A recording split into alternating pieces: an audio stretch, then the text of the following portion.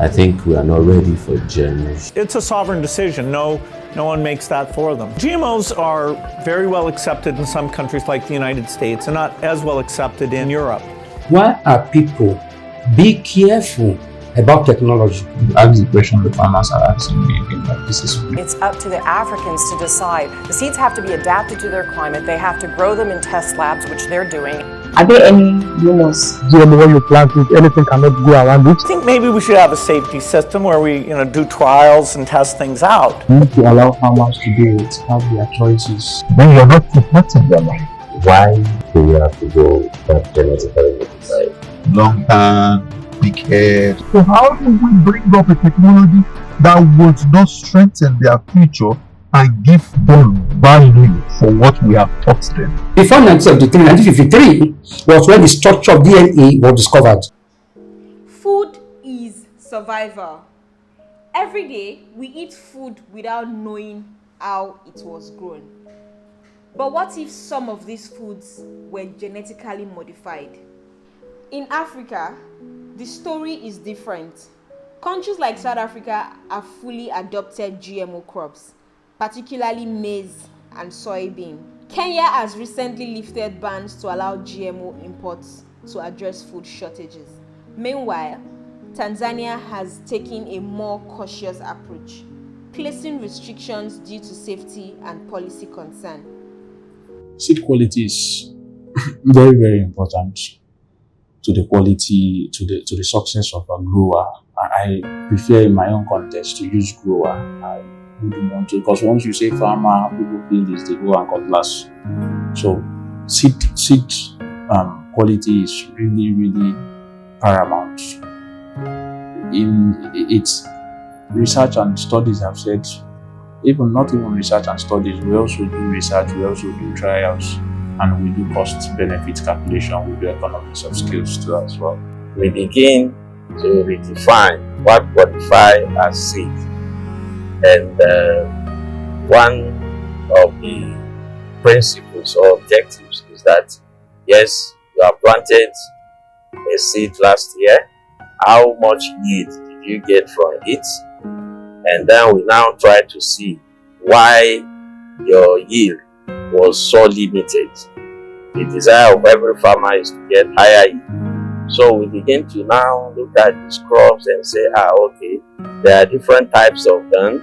Even if it is the same maize, for instance, then we begin to classify them as varieties. When you look at it, you see that the factor your seed is contributing to your production, to your yield potential, it's rated around 30 to 50%. And that is quite very significant. Let's assume I get fertilizers, I get nursery, I get everything I want to get as a farmer, and my seeds are bad seeds. You know that I've failed from the start, because the seed is the starting point of the food system. For everything we're doing as input suppliers as a company, we are at the start of the food supply chain, where we give seeds, we sell seeds to farmers, and the farmers in turn use those seeds to produce. So once the farmer gets it wrong with the seeds, you don't have a crop. You can get it wrong with your fertilizer, but at least you have a crop. Variety A, they have higher yield than variety B. So if you give it to the farmer, the same land, the same amount of fertilizer, the same duration, months you check before you harvest, for A is yielding 6 tons, while B is giving you 3 tons per hectare. Which one do you think the farmer will plant? He will prefer the higher yield. So that is how seed, became a center focus for agricultural development. The thing is, a bad seed, it poses a lot of, the farmer gets a bad quality seed, the farmer misses on a cycle. Because tomato crop is 21 days in the nursery. I sow my seed, I already have a calendar to target a certain market, for instance. And let's say peradventure that seed turns out to be a bad seed, it fails to germinate. what happens, you see that there's no magic. Even if I get a quality seed, I cannot buy back the lost time. So automatically, there's a market I was targeting. I would miss that market for 21 days. I would be 21 days date from that market I was targeting. So seed quality is something that when you discuss about it, farmers try to really shy away from it. They want to develop resistance. Science is dynamic. The goal of every breeder Yes. is to do what? Number one, you want a high yield crop. Yes. You want a crop that is more nutritious. Exactly. You want a crop that is resistant to major plant diseases. We in Africa, we are still grappling with hybridization, we generate hybrids. But the advanced world have gone further to identify specific genes that are responsible for higher yield, for insect pest tolerance, disease tolerance, excess weather tolerance, low fertility, fertilizer requirements, genes that will make a plant grow without even too much requirement for fertilizer. A particular crop is resistant to a particular disease, is susceptible to a particular disease. They now want to make sure that they build one that is higher. Yes. That has been the goal of every breeder. It could also be to increase what you call it, the resistances to pests and diseases alike. So for a crop like beans, it could be to rust. For a crop like cabbage, it could be to better resistance. It's based on peculiar challenges for farmers and also for consumers. Maybe it could be to black rot. That's a cabbage disease. For something like tomato, it could be breeding for, like you have tomato varieties resistant to TYLC without the tomato yellow leaf curl virus. So the third one could also be to drought. And they will label this gene, pick it, and transfer it to seed so that when they now plant that seed, the plant will behave, above the normal level of hybrids. Because climate change is happening now, there's a lot of droughts in 2025. I can't say we experience a dry season in Lagos. You can't really picture pinpoint to say it's what's dried from point A to point B. So it could also be done to also increase or shorten the lifespan of the crop in terms of an early maturity crop. Farmers are really concerned, our tomato is taking 90 days, we want a shorter, and we get a shorter variety. And definitely, it has its own challenges. You are changing the nature of the seed. So as you change the nature, maybe you are making the plant to be more resistant to insect pests. It means that the system, the structure of that plant has been changed. It's not about you telling me because you had that there is a grain that gives 100 seeds. Ask questions. What are the nutritional importance of that 100 seeds? What are the biological importance of that 100 seeds to the health of that guy? How are you sure that that chain structure will not have any negative impact on the system of the consumer? That's why people are raising concerns. IITA is doing research. We do research on maize, on soybean, on yam, on plantain and bananas, on cassava. These are our mandate crops. 5 crops, mandate crops. And the goal of every breeder is to produce a more resistant variety, is to produce a more high yielding variety, is to also think about to reduce the cycle. For example, maize, you have 120-day-old maize, you have 90-day-old maize. That means at 90 you can harvest it. Yes.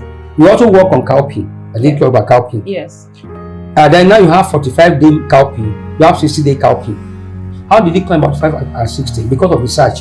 To reduce the cycle that all it takes before you can now begin to talk about harvesting That is classified under hybrid. Genetically modified seed may not be in Nigeria today, but I cannot beat my chest and say genetically modified food is not in Nigeria. Ladies like you like going to supermarkets. You go there, you buy cookies, you buy biscuits that are made, that are imported.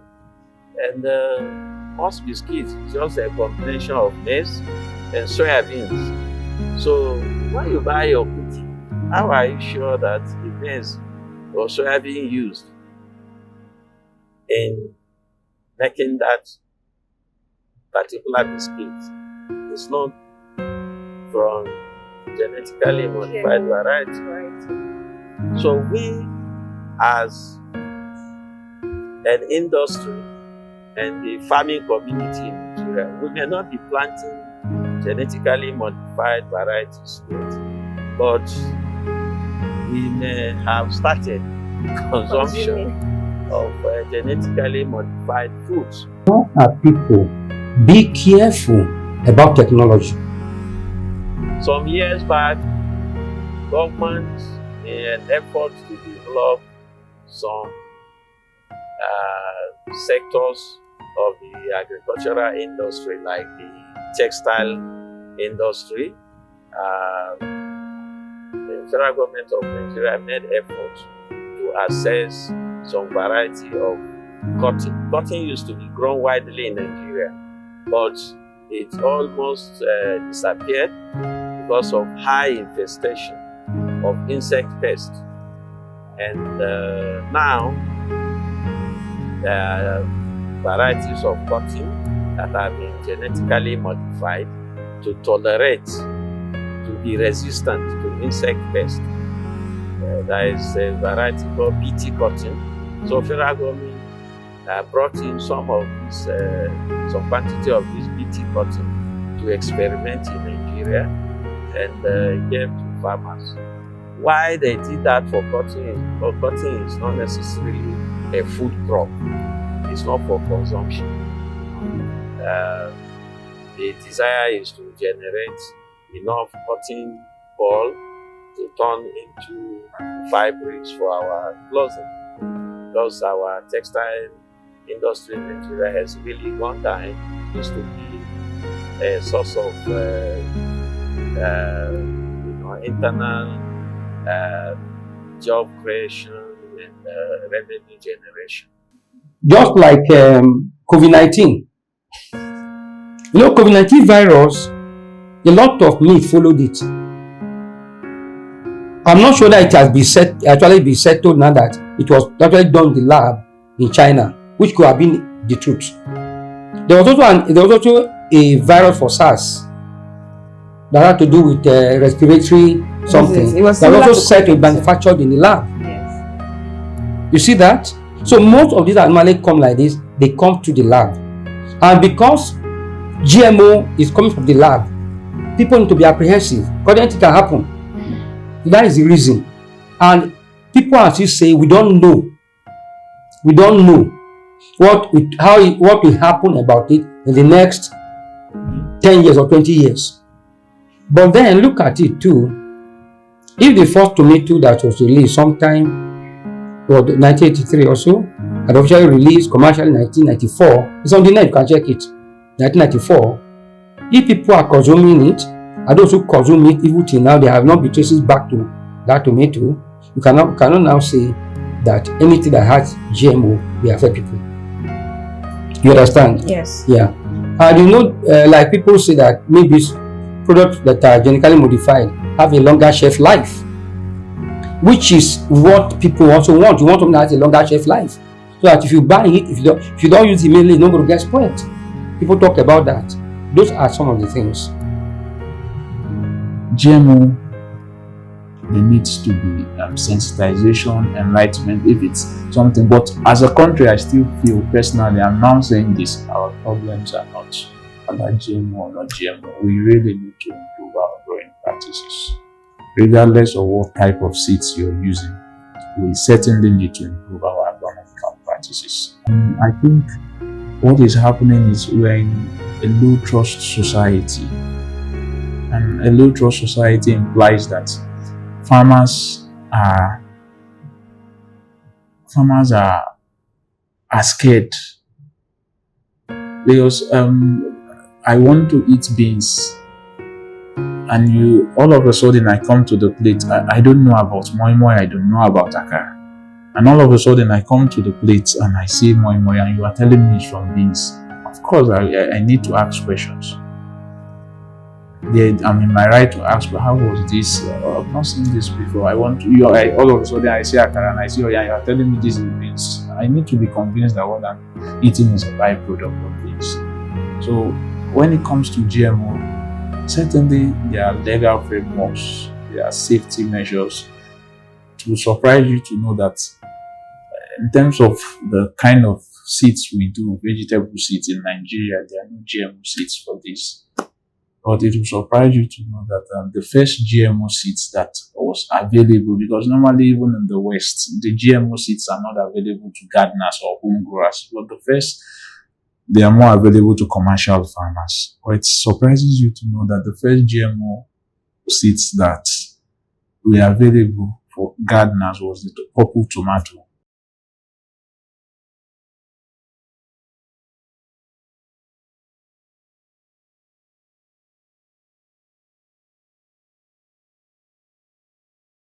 Some of the farmers that we have in Badagry here, they don't really have an idea or maybe knowledge about what GMO seed is. We are in Toko Island today. We migrated from the Adiluwi place to this place to expand our work. That's farm work here. So basically, we are planting pepper now. I've seen a place whereby GMO was planted, and I asked questions around what are the things they know about GMO. At some point, some people said GMO, when you plant it, anything cannot grow around it. I've been in this farming business more than 22 years today. And we migrated from 2023 to this place for the expansion of our work. We normally get our seed from Agritropic, that is Technism products from Lagos. We get our seed from Yanoba, we get our seed from My 12.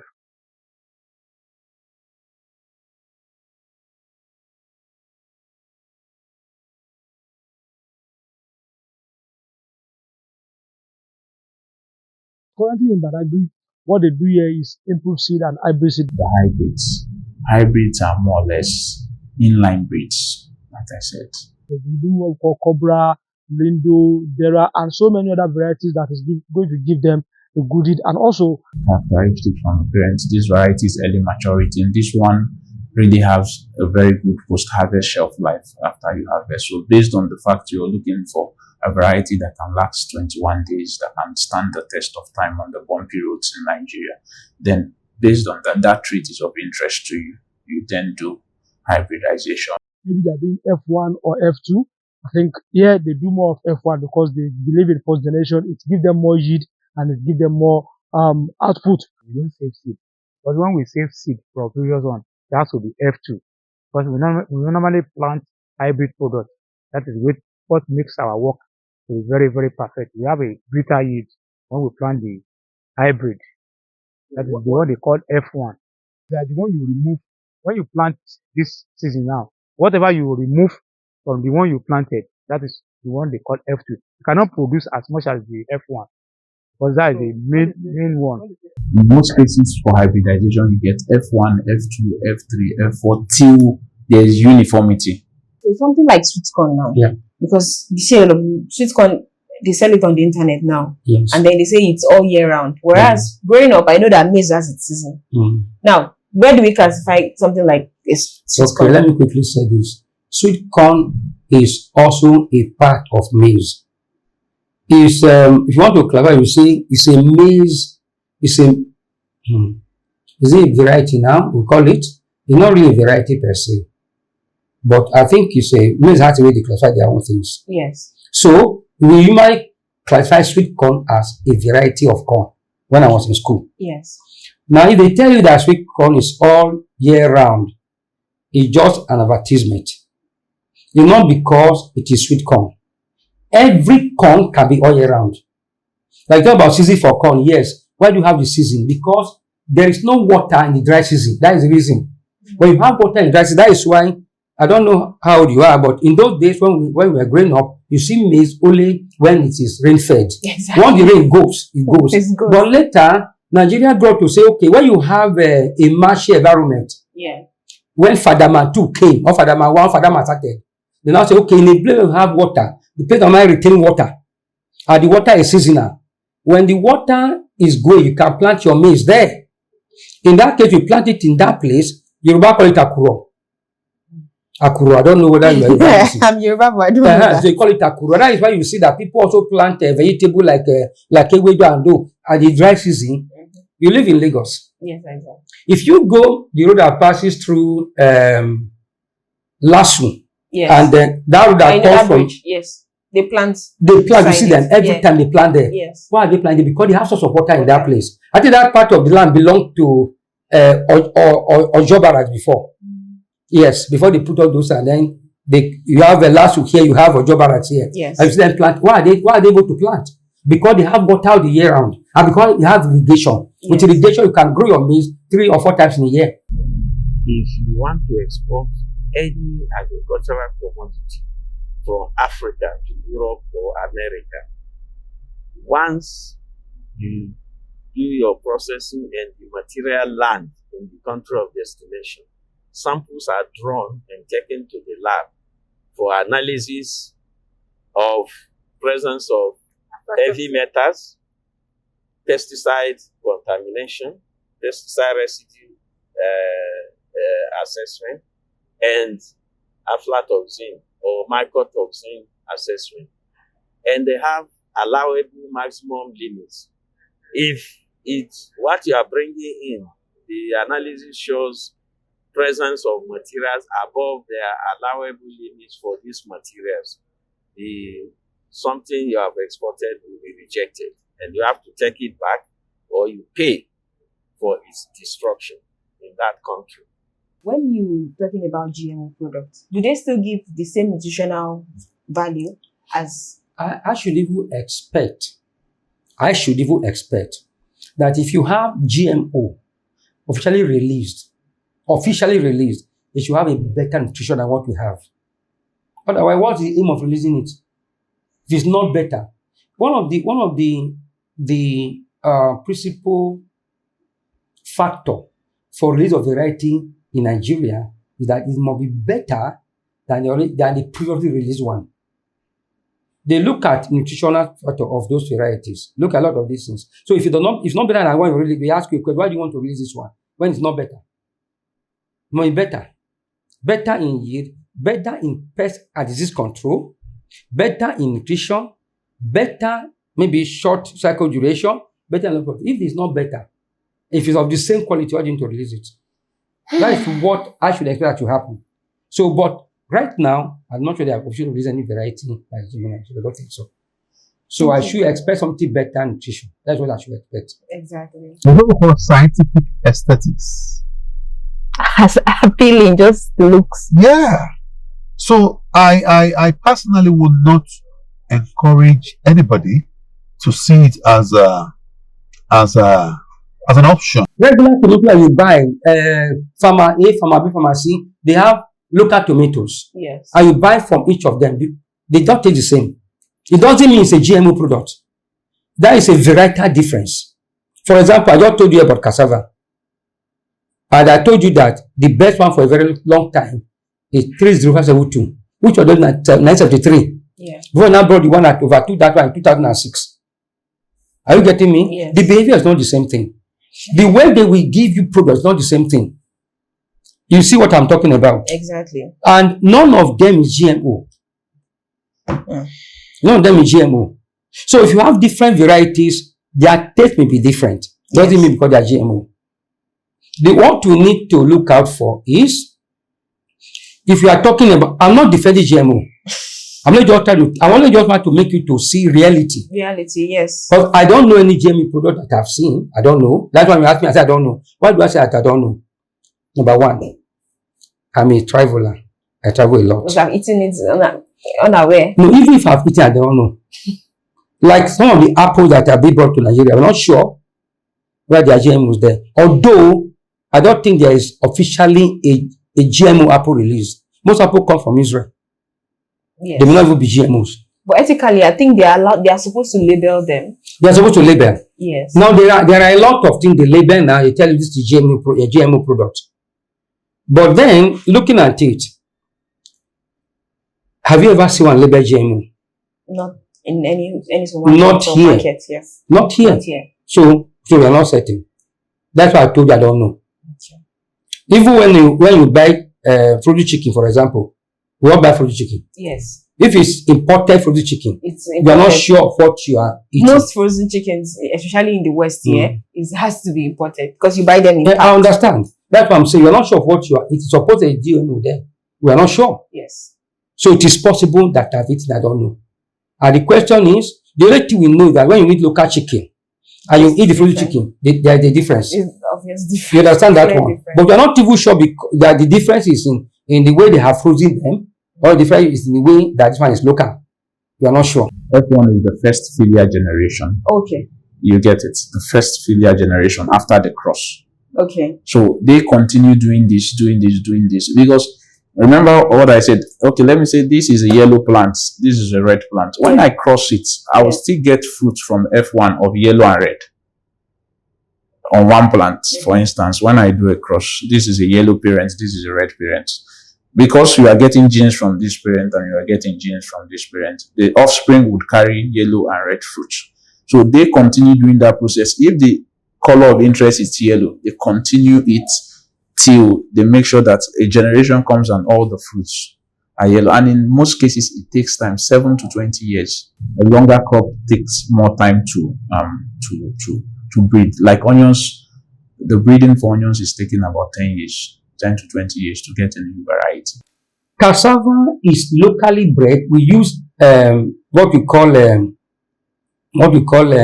conventional breeding. Biotechnology is like the foundation of GMOs. No, biotechnology is application of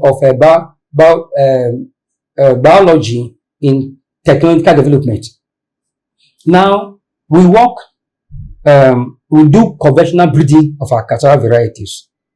Before now, the best cassava variety was generated in 1973 and really 1976. You can imagine how long it took. But after 2006, IITA released 6 or 7 varieties more, and most of them were better than Aflasafe in terms of yield, in terms of a lot of things. But then one of the most popular among that one is TME 419. Which took over from the one that was bred in 1973.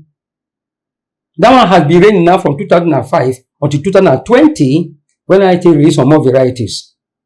The one released in 2020, we have one we call Game Changer, because it had the highest touch content of all that we have now, it's already released. We have what we call Baba 70, had the highest seed of all our varieties as of today. I knew Baba 70. Yeah, there's one we call Obasanjo 2. That one has the longest in-ground storage ability. If you plant it, can stay for 2 years, it not get bad. Then we have the one we call poundable. Why do we call it poundable? It is the one of the fresh market. When you talk about fresh market, you can plant it, harvest it, you can eat it like that, you can boil it, you can make it into cassava chips, the way you make your plantain chips. And it's sweet. Yes. You see that? Yeah. The process of breeding it involves, like I said, natural selection. That is where you have the conventional OP seeds, and then you have the improved breeding, which is where you have hybridization. Parents, I have a tomato A, tomato B. Tomato A is really giving me very big fruits, but this fruit really doesn't have a resistance to a certain disease. Why this tomato B gives me small fruits, and it has a resistance to a disease of interest that I'm looking at. So what I do is I take tomatoes, this and this, and I crush them together. When I crush them together, the offspring of that tomato would most likely share traits from different parents. So for me, I try to get this and I try to get this from this plant. Remember that I talked about natural selection? Yes. Talked about hybridization and the advanced biotechnologies, the GM seeds and the rest of what you have. So the process of conventional breeding, which is that was done by natural selection, that is basically done by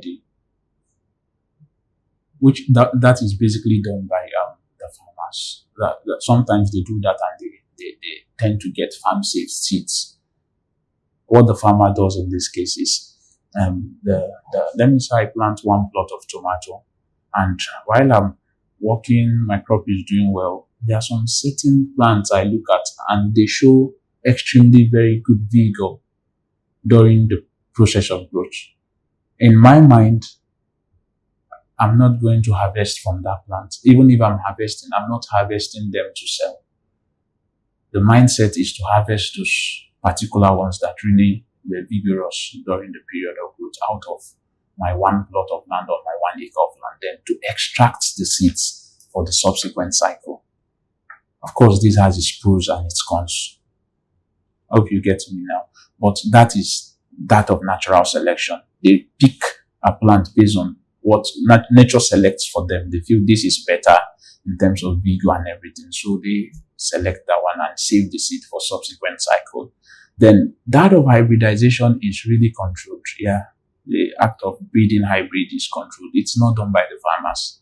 It's done by renowned seed companies worldwide. And there are associations, there are regulations that are backing hybridization of seeds. When I go to Kano to see what they are doing when it comes to GMO, in a farm, I think they also did something like a demo. And the person was telling me that he heard that something cannot grow where GMO seed was planted. And this is it. It has ugu, it has so many things planted with GMO maize, and they are doing so well. So, say, your seed, you know,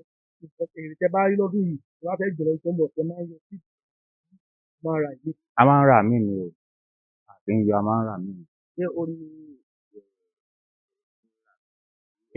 Ìdí tá a máa fi ń rà mí ni pé tá a bá ní ká yọ síìdì tá a ti ṣe tẹ́lẹ̀ yẹn kò ní produce dáadáa bí ìta ló ń rà. My name is Aflasafe. I'm the farm assistant. So my role here is that we clean the farm, we cultivate, and we make some arrangements on the farm. So like now, my people, our workers, I'm also the workers here. My people now, we are cultivating, we are weeding the farm now. So after weeding, we will clean up the farm, we will rake it. Then after raking it, we will now make a hole distance, we will distance it so that we can make our plants on it. Orúkọ mi ni Mukaila Ibrahim. Iṣẹ́ oko wo lẹ ṣe kí ni nǹkan tẹ́ ń gbìn? À ń gbin tòmátò, ata, nǹkan lọ́sísì. So kí ni nǹkan tẹ́ lè sọ fún wa nípa GMO? Ṣé ti gbọ́ nípa GMO? Mi ò gbọ́ nípa rẹ̀ yìí. Mi ò tí ì gbọ́. Mi kódà mi ò tí ì kọ́ máa ń kọ́ ṣẹ̀. So ibo lẹ́yìn tí máa ń rà àwọn seed irúgbìn tẹ́ máa ń gbìn, ibo lẹ ti máa ń rí wọn? A máa ń rí ní my twelve.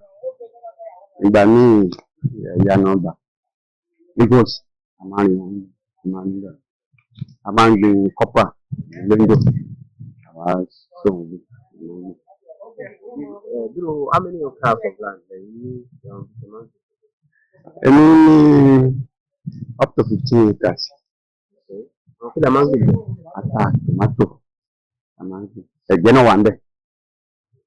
Ẹ̀gẹ́ wà ń bẹ̀. So ṣe máa ń yọ seed tẹ́ bá ti kórè ṣe máa ń yọ. Mi ò yọ rí.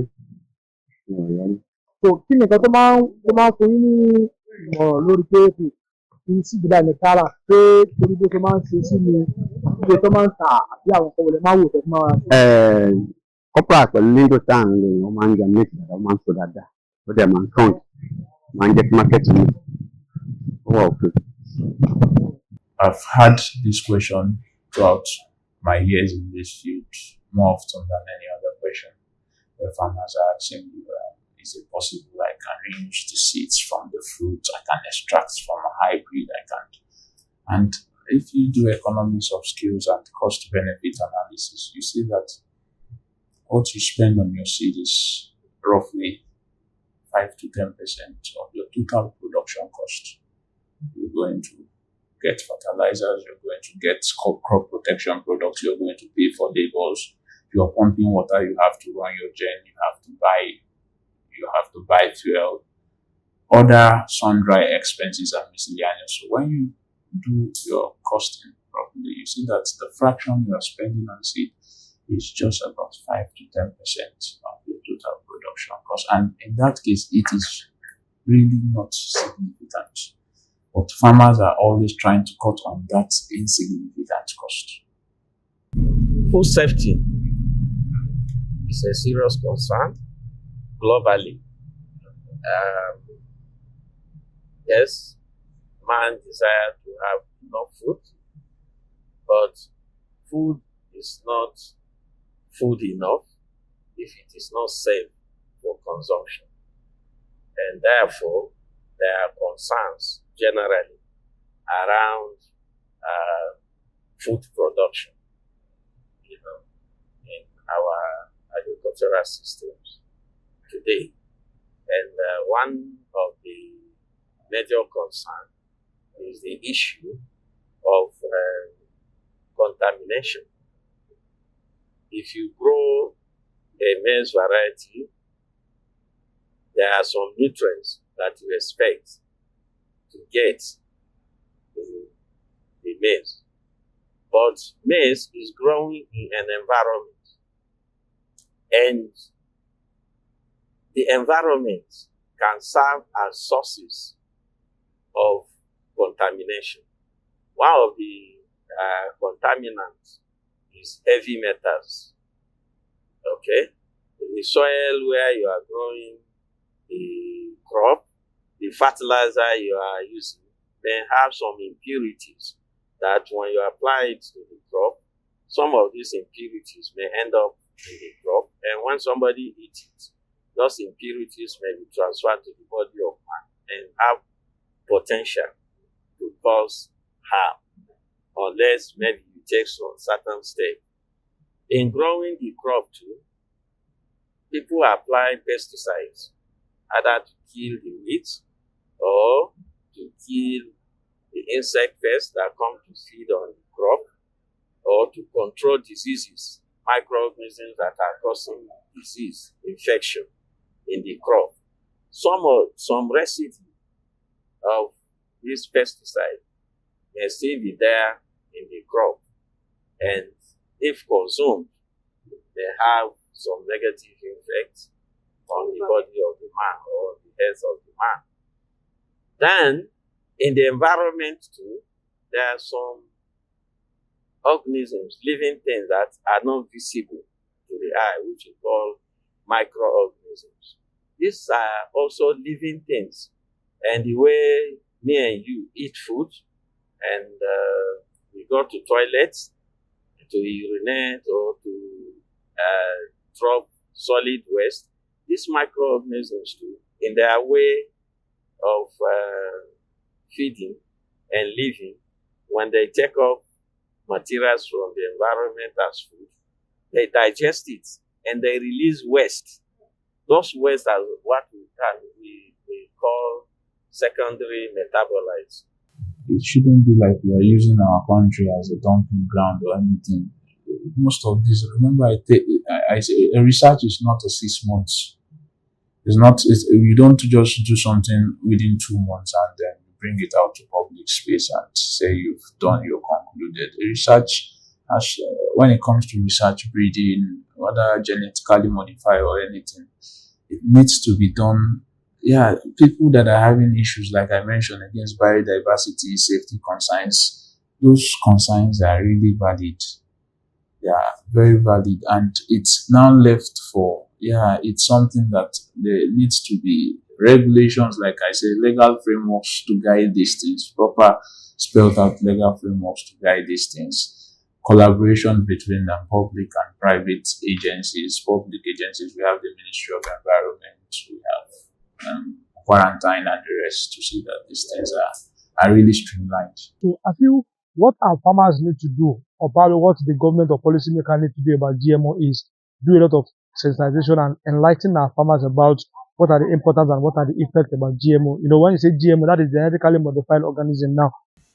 GMO is not something we need to be yearning for right now. I think what we need to be yearning for is how we can incorporate youth, inclusiveness of youth into agriculture first. Let them have that knowledge. Then we'll now see the difference if GMO is what we need, or we go through a new mechanized way of, If you are not ready to get your agronomical practices right, I would advise the farmer is better off with an open seeds. Okay. I have to, because agronomical practices entails you need to stake your crops, can't grow cucumbers and allow them lying on the floor. Yeah. If you do that with the hybrid seeds, then you are better off doing an OP, because also remember hybrid seeds are more pricey than the OP seeds in terms of the cost. And generally, when it comes to yield, a hybrid seeds will give you, for a tomato, for instance, you get 10 times the yield when you do a hybrid compared to when you do an OP. For a crop like onions, you get 4 times the yield. So it's a big difference. So hybrid, you really need to get your agronomical practices on right, your irrigation, your fertilization for each crop, each stage of the crop, the nutrient requirement changes. So your watering, everything really needs to be top notch, and then you maximize your yield. Okay. And even the way we handle our harvest, the way we do our transportation, the way we store these food materials in our warehouses can expose them to contamination with aflatoxin. And once food is contaminated with aflatoxin, if it is consumed, the presence of this toxin in human body causes stuntness, it causes liver cancer. In fact, it is reported that 20% to 40% of liver cancer in Africa is attributable to aflatoxin contamination. I would say the government should help in creating more sensitization and also debunking some myths about GMO, saying they are trying to use GMO to reduce our population, and also it's going to reduce the age, and also its effect on our health. I feel what we just need to do is just do more awareness creation about what GMO is. It's important to our food production, and I feel if this is done, definitely some people will start embracing it. I stand to use this illustration again when I talk to farmers. I drive from here to Abuja on a full tank. I get to Lokoja and I continue driving to Abuja. Depending on the vehicle, I need to refill my tank, right? So that is what is happening in the soil. The soil is an anchor for support and also a base to give nutrients to the crop. So I can't just plant this on the soil and I don't give anything. If I don't give anything, there are nutrients in that soil. The plant will use up those nutrients in a bid to give me fruits. Hope you're getting me. Yeah. So, in other words, if I should do a soil analysis to test for my nutrients in the soil before I plant, and after I've harvested without giving anything back to the soil, you will see that I had more before I planted because the plant is using up nutrients. That's why the idea of fertilization comes in. The plant is using up nutrients. You also need to give nutrients back to the plant and to the soil. You need to give life back to the soil. Even the way we handle our harvest, the way we do our transportation, the way we store these food materials in our warehouses can expose them to contamination with aflatoxin. And once food is contaminated with aflatoxin, if it is consumed, the presence of this toxin in human body causes stuntness, it causes liver cancer. In fact, it is reported that 20 to 40% of liver cancer in Africa is attributable to aflatoxin contamination.